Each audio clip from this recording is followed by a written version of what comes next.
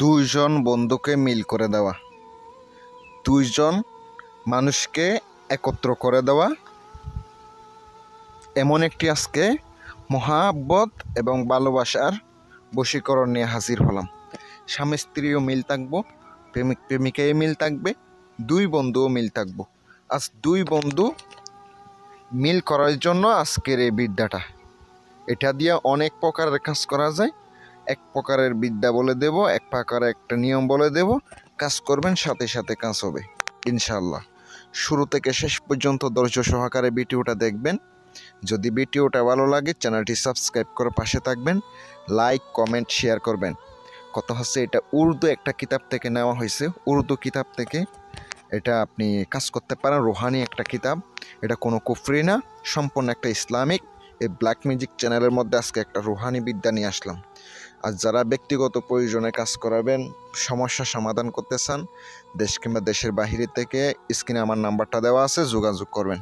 শুধু প্রয়োজনে কাজের জন্য, কাজ ছাড়া কেউ কল দিবেন না। আপনারা শুধু শুধু আমাকে বিরক্ত করবেন না। দেশ কিংবা দেশের বাহিরে থেকে, প্রবাস থেকে যারা আছেন তারা আমাকে কাজ দিতে পারেন ইনশাল্লাহ। ওখান থেকে বসিয়ে কাজ দিতে পারেন, সরাসরি এসেও কাজ দিতে পারেন।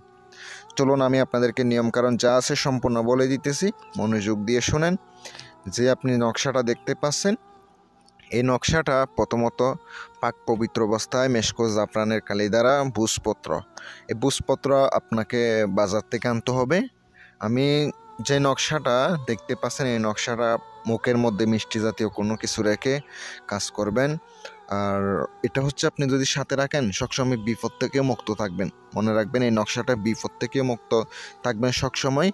আর যদি মনে করেন দুই বন্ধুকে মিল করতে চান, দুই বন্ধুর নাম, মা বাবার নাম নকশার নিচে লিখে দিবেন, অমুকের পুত্র অমুকের সঙ্গে অমুকের পুত্র অমুকের মিল হোক।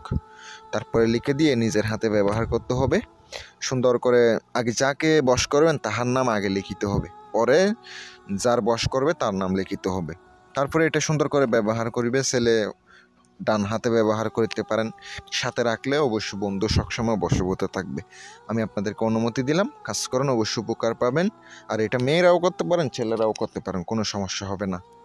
আপনারা যদি অনেক কঠিন সমস্যার মধ্যে পড়েন, উদ্দেশ্য হাসিল করতে চান, অথবা কাউকে বশ করতে চান, বিচ্ছেদের কাজ করাইতে চান, আমার সাথে যোগাযোগ করতে পারেন।